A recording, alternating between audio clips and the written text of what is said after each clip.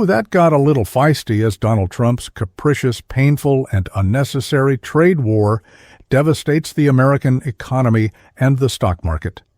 Trump himself was confronted by a reporter on that very topic earlier today in the Oval Office, and he became visibly triggered and lashed out at the reporter, who in turn actually roasted him to his face. And we have to talk about it. But before we do, if you end up liking this video and you want to support the channel, please be sure to hit the like, subscribe, and alert bells before you go. All right, friends.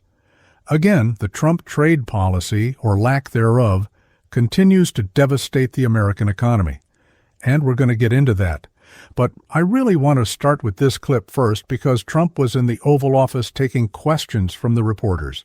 And reporters, of course, want to talk about the economy, and Trump usually tries to bully his way through answers when he doesn't have the facts on his side or the substance. And of course, in this case, he hasn't. Neither, but this particular reporter actually gave it back with a pretty funny jab. So we're going to play this clip and unpack it together. Been a lot of on and off, some inconsistency. There's no inconsistency, only with NBC, which is one of the worst networks on television, by the way. Let me just tell you the inconsistency. It was your home for a long time. I have the right.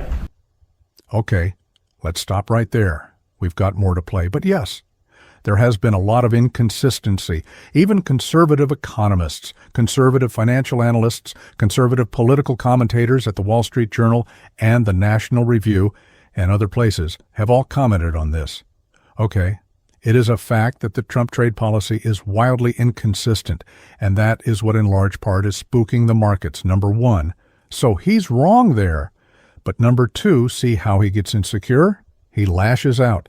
And at the reporter, you're an NBC reporter. And that's the only place that's inconsistent. It's terrible. The reporter off-screen points out, well, it was your home for years. She's referring to the fact that he hosted The Apprentice, right? That was a show, and it was on NBC. So she's basically making fun of him and flipping it out. Okay, well, if NBC sucks, I guess so do you, because it was your home for years. So either you suck too, or NBC doesn't suck, and you're just having an emotional tantrum. And it's so funny to watch somebody give it back to Trump. That's awesome. It takes a lot of courage to do that to the sitting president of the United States, especially one is so capricious and cruel and vindictive as Trump. So you'd love to see it, but we'll continue. I have the right to adjust. And I was called by the automakers, as an example, General Motors, Ford, etc., the big three, the big four, and they asked me to do them a favor. Could I delay it for a period of 4 weeks so that they're not driven into a little bit of a disaster for them? They actually love what I'm doing, but they had a problem. If they love what you're doing, why would they? Okay. So for context, what Trump is talking about is that his initial proposed tariffs against Canada and Mexico, 25% sweeping tariffs with no exception, would devastate the automobile industry. Because as we've discussed, vehicles that are sold in the United States usually cross the northern and southern border, perhaps 7 or 8 times by the time they make it to a dealership lot and are sold. And if there's a 25% duty every time they cross the northern or southern border, that's going to jack up the price quite a bit, right? Which means consumers will have to pay more, which means the consumers are going to be pissed, or they won't buy cars. It's going to devastate the automobile industry, so they beg Trump for a reprieve. Now listen to what he's saying. He's saying, I did it to help them out. Well, if you did it to help them out, then you would have made the exemptions in the first place. You would have been more targeted in your tariff approach when you initially announced them. So either you didn't give or you miscalculated. Either way, it's a bad look on you. And then when you say that you made an exception to help them out, well, why would you only do it for 4 weeks? Number one. Number two, if they love what you're doing, because he's like, they love what I'm doing, why would they be so scared and so upset that they had to lobby you for an exception? None of that makes any sense. It's an incoherent answer because Trump is simply objectively talking out of his ass. We'll continue. And I'm not like a block that just, I won't delay. it's called flexibility. It's not called inconsistency. It's called flexibility. Well, And may I I ask think you you want another me way to be then, flexible sir? too. Is flexibility going to be your ongoing view toward Sure, terrorism? I'll always have flexibility, but there will be very little flexibility once we start. April 2nd is going to be a very big day for the United States of America. The United States of America is going to take back a lot of what was stolen from it by other countries and by, frankly, incompetent U.S. leadership. Okay, Trump was the one who signed the deal that he says supposedly is causing America to be exploited.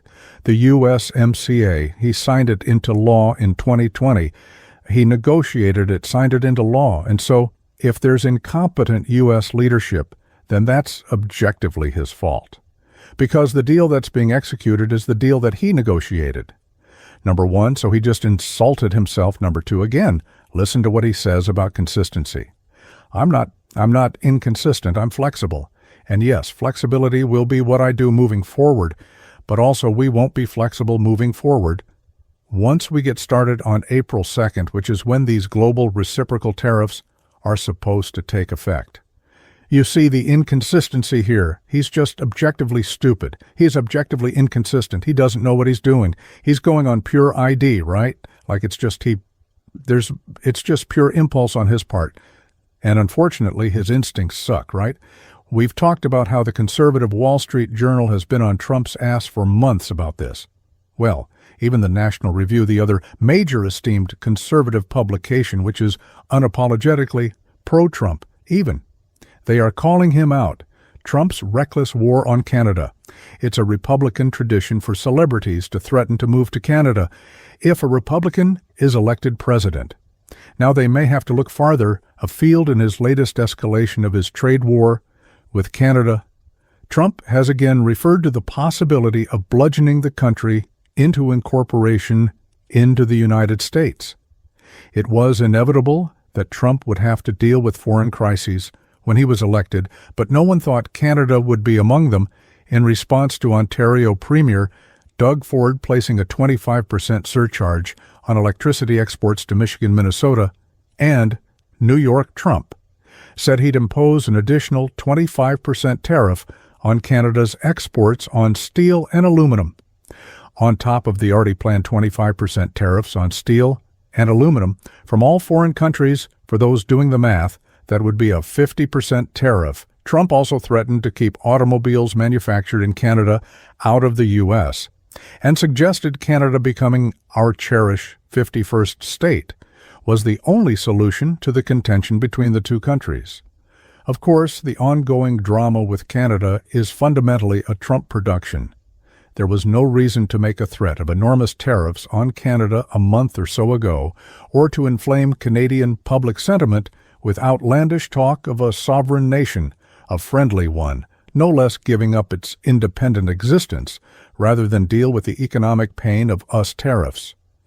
This latest flare-up abated after Ford relented, the weakened state of blessedly outgoing Canadian Prime Minister Justin Trudeau creates space for the freelancing of a figure like Ford.